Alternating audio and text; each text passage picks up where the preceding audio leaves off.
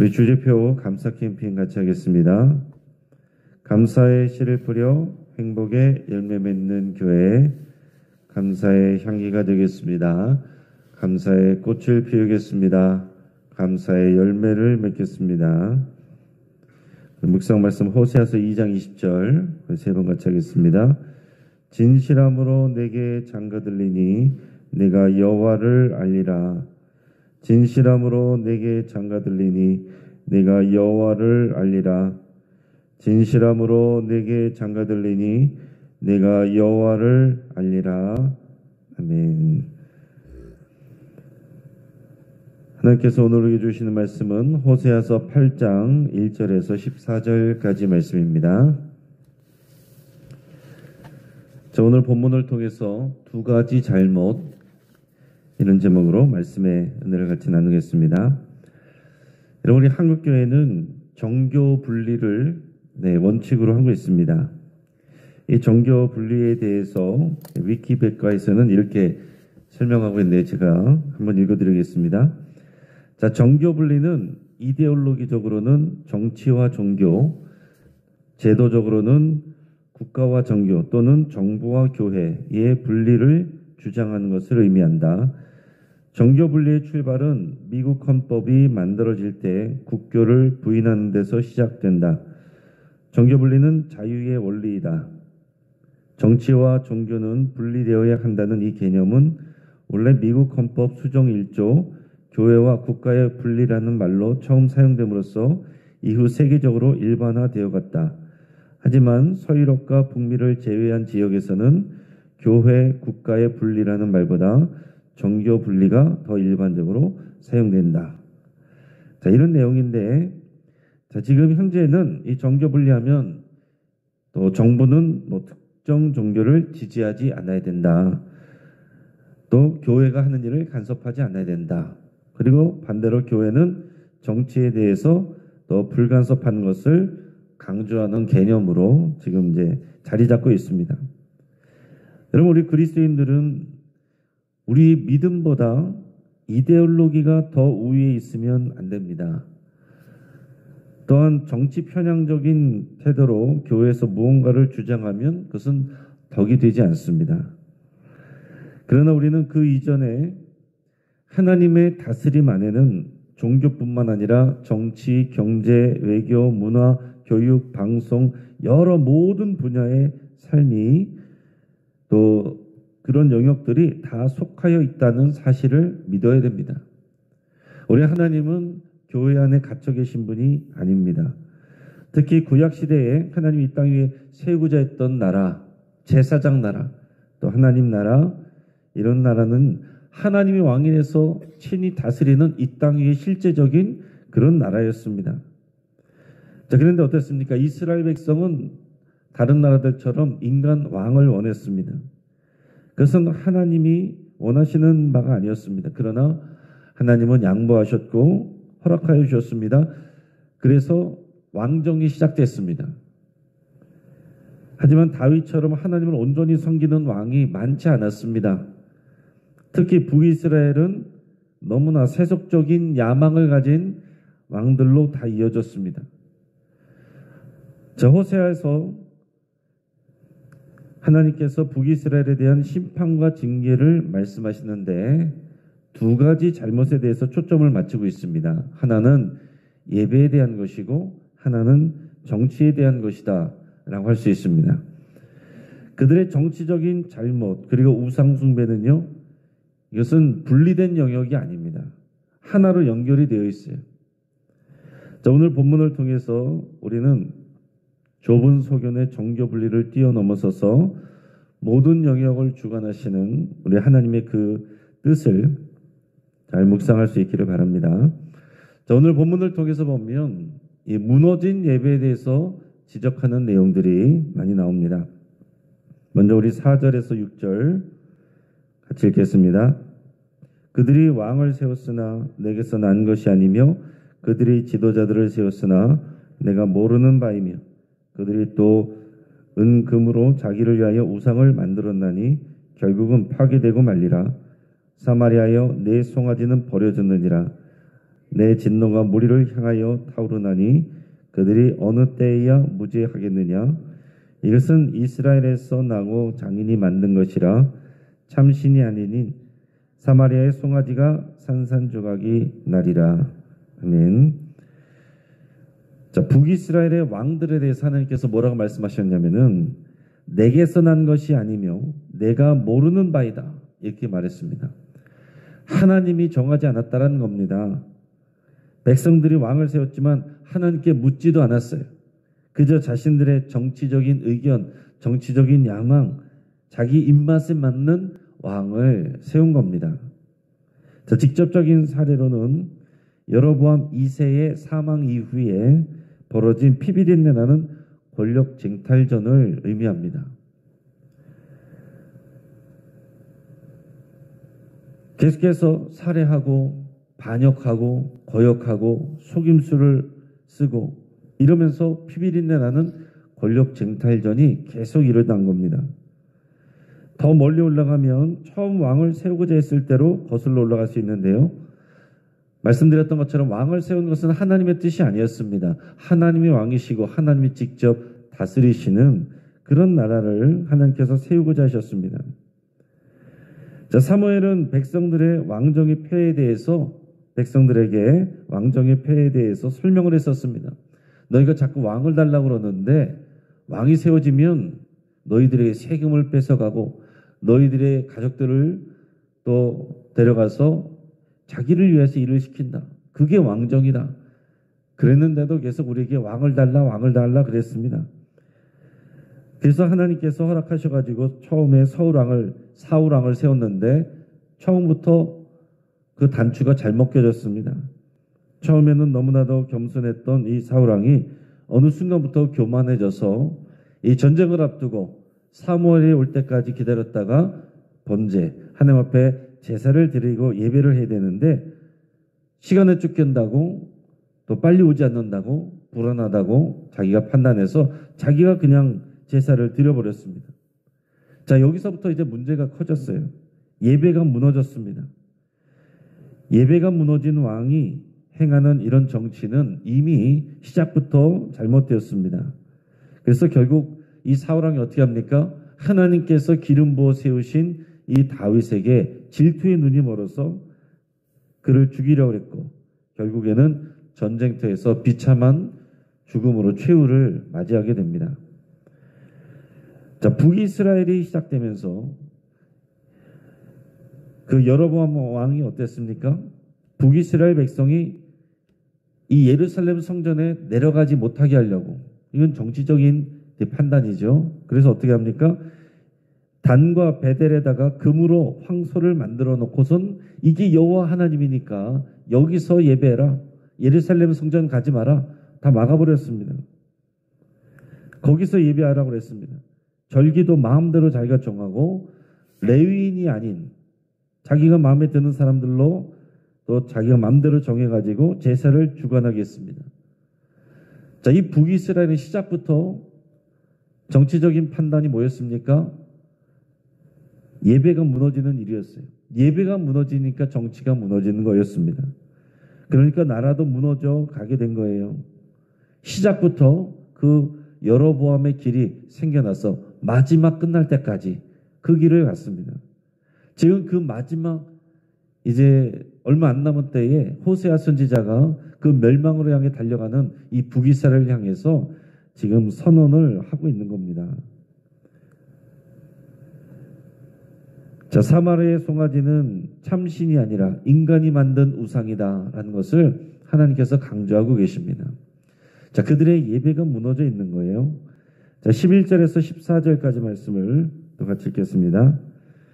에브라임은 죄를 위하여 제단을 많이 만들더니 그 제단이 그에게 범죄하게 하는 것이 되었도다. 내가 그를 위하여 내 율법을 만 가지로 기록하였으나 그들은 이상한 것으로 여기도다.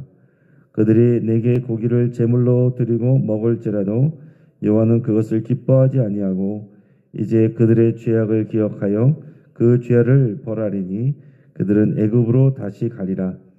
이스라엘은 자기를 지으신 이를 잊어버리고 왕궁들을 세웠으며 유다는 견고한 성읍들을 많이 쌓았으나 내가 그 성읍들에 불을 보내어 그 성들을 삼키게 하리라.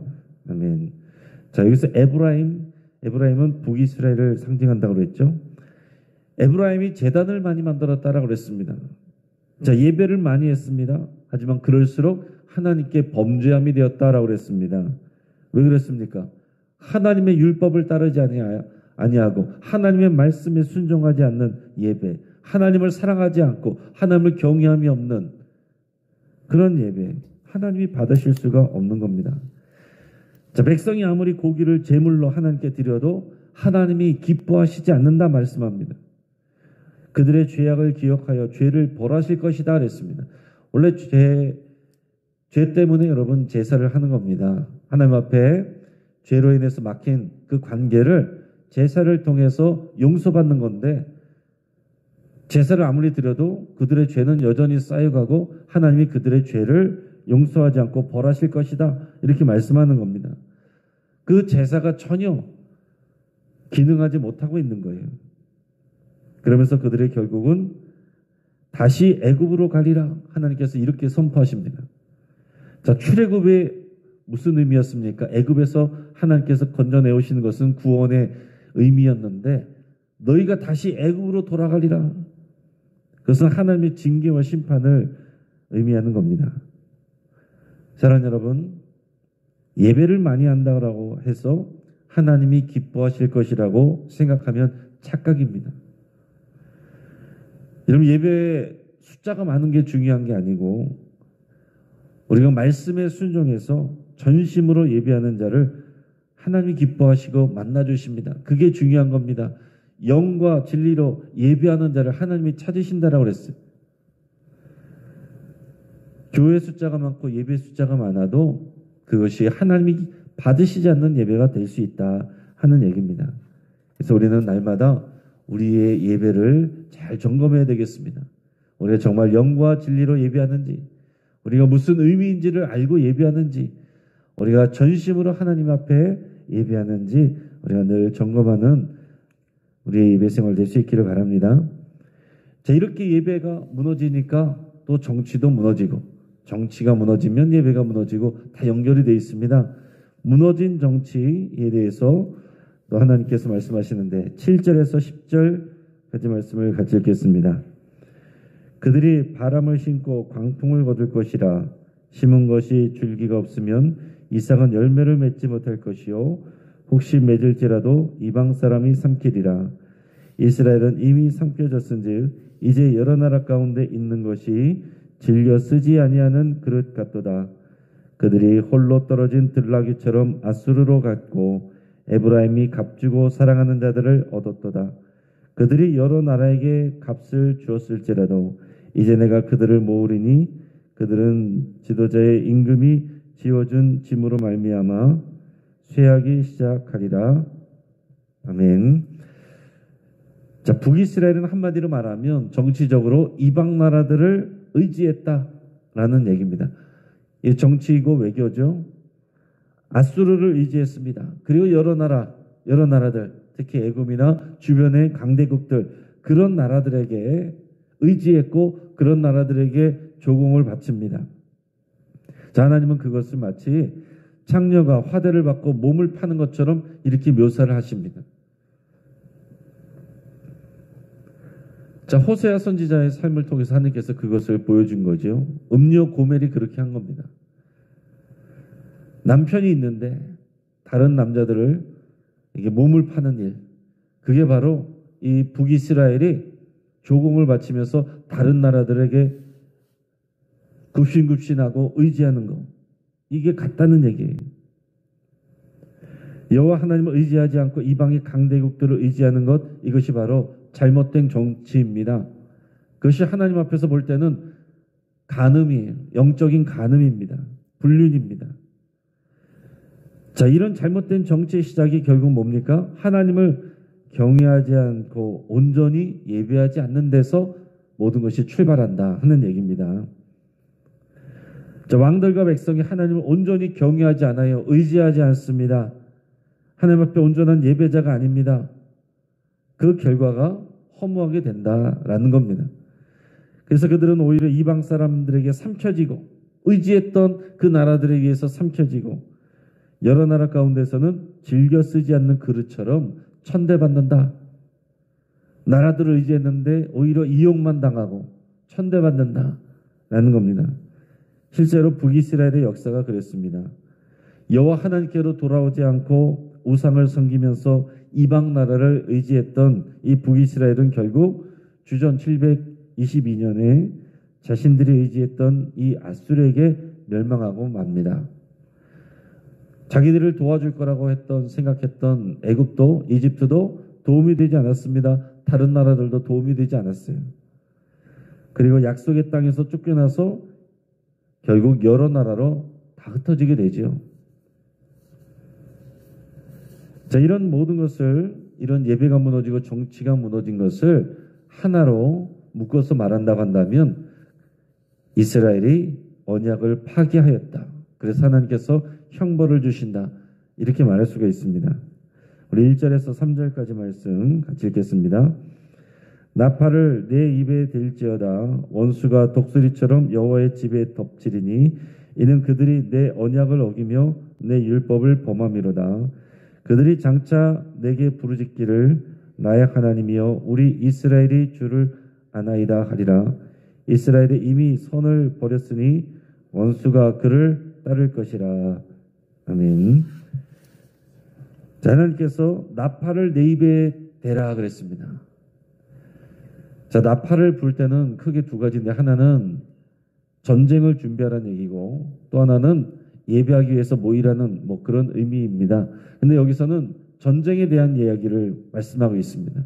전쟁이 일어날 거라는 거죠. 원수가 독수리처럼 덮친다고 그랬습니다. 자, 독수리는 주로 이방 나라의 침략을 말합니다. 독수리가 이런 작은 동물들을 갑자기 날라와서 확 채가는 것처럼 이방 나라들이 이스라엘을 그렇게 덮치게 될까라는 거예요. 자, 그런데 어디로 덮친다고 했습니까? 우리 1절에서 보면 여호와의 집에 덮치리니 그랬습니다. 여호와의 집이 뭡니까? 성전이죠. 왜 여호와의 집에 덮칩니까? 성전에서 일어나는 제사, 그 예배가 제대로 되지 않았기 때문에 그렇습니다. 자, 그러니까 나라가 망하는 이 일, 이것의 시작이 결국은 무너진 예배에 있다. 이걸 지금 말씀하고 있는 겁니다.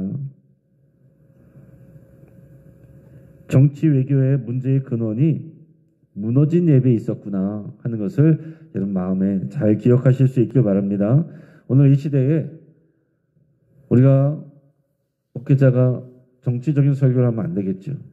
그러나 정치에 대해서 얘기를 하지 않을 수는 없는 겁니다. 외교에 대해서, 문화에 대해서, 교육에 대해서 단지 우리가 마음의 평안을 얻고 하나님께서 우리 안에 구원을 주시고 이게 다가 아니에요. 하나님은 모든 나라와 모든 세계를 운영하시고 이 땅 가운데 하나님 나라가 임하게 하시는 것이 하나님의 뜻이고 이것을 위해서 우리를 언약 백성 삼으시고 그런 나라를 만들어가게 하시는 겁니다. 그렇기 때문에 이런 하나님의 마음을 알아야 되고요. 우리 예배를 회복해야 되고 또 이 나라가 우리가 속한 이 공동체가 또 올바른 정책을 펴고 하나님의 뜻에 맞는 정책을 펴도록 우리가 기도해야 되고 거기에 대해서 우리의 영향력을 발휘해야 되고 그렇게 해야 되는 거죠. 물론 불법적으로가 아니라 우리 합법적인 안에서 우리가 할 수 있는 것을 한다 하는 얘기입니다. 우리의 많은 문제들 결국은 예배와 연결이 됩니다. 여러분 우리의 믿음은 삶에서 말씀 순종과 온전한 예배로 열매를 맺는 겁니다. 그렇지 않으면 우리의 예배는 형식적인 것이 되고 삶에는 순종의 열매가 맺히지 않습니다. 그러면 우리는 무늬만 그리스도인이 돼요. 그럼 오늘날 한국교회 교인이 많은 것을 이제 자랑할 수도 없습니다. 점점 줄어들고 있기 때문에 교회들도 많이 줄었지만 그래도 여전히 교회는 많습니다. 그러나 교회가 많은 것, 교인 수가 많은 것 그것이 우리의 큰 자랑거리가 될 수가 없습니다. 하나님께서 그 많은 교회를 다 교회라고 하실 수가 없고 그 많이 드려지는 예배를 하나님이 다 받으실 수가 없는 것일 수 있습니다. 다 그리스도인이라고 말하지만은 하나님의 언약 백성인 것을 생각지도 않고 그냥 손님처럼 소비자처럼 그렇게 예배를 쇼핑하는 사람들도 많이 있기 때문에 오늘의 이 말씀이 우리들에게 다시 우리가 마음 깊이 새겨야 될 말씀인 줄 믿습니다. 오늘 우리 한국교회와 우리들의 예배에 무너진 부분이 있다면 다시 세워가고 이것이 우리의 나라와 또 세계 역사 가운데 또 하나님의 뜻이 이루어지는 일들로 이어지기를 주의 이름으로 축복합니다. 같이 한번 기도하겠습니다. 오늘 말씀을 붙잡고 함께 기도할 때에 하나님이 아닌 것에 우리가 소망 두고 의지했던 것을 여러분 회개할 수 있길 바랍니다. 우리 성령님이 기억나게 하시는 대로 하나님이 아닌 것에 우리가 소망을 두고 달려가고 또 그것을 의지했던 것 여러분 그것이 결국 우상 숭배인데 하나님 앞에 우리 회개할 수 있길 바랍니다. 또 영과 진리로 예배하는 참 예배자가 되기를 우리 함께 기도하겠습니다. 우리가 예배를 다니는 게 아닙니다. 예배를 보는 게 아닙니다. 우리가 예배자가 되는 겁니다.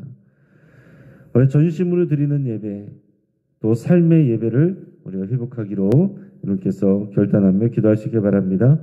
우리 환우들을 위해서 하나님께서 치유의 기름 부어주시고 주의 강한 손과 편팔로 붙들어 주시기를 또 회복시켜 주시기를 간절히 기도하시고 또 오늘 저녁 7시부터 9시까지 오늘 송경민 목사님 초청 찬양 간증 예배가 있습니다. 오늘 또 마침 눈이 많이 왔는데 또 그럼에도 불구하고 많은 분들이 함께 오셔서 우리 귀한 은혜의 시간 될 수 있도록 함께 기도하시고 또 많은 분들이 참여할 수 있도록 안전을 또 하나님께서 지켜주시도록 위해서 같이 기도하겠습니다. 또 우리 남북한의 지도자들을 위해서 여러분 같이 우리 기도하도록 하겠습니다. 또한 더 나아가서 우리 영신교회와 한국교회의 모든 영적인 리더들을 위해서도 함께 기도하도록 하겠습니다. 우리 리더가 어떻게 하느냐에 따라서 그 공동체에 또 가는 길이 결정이 됩니다.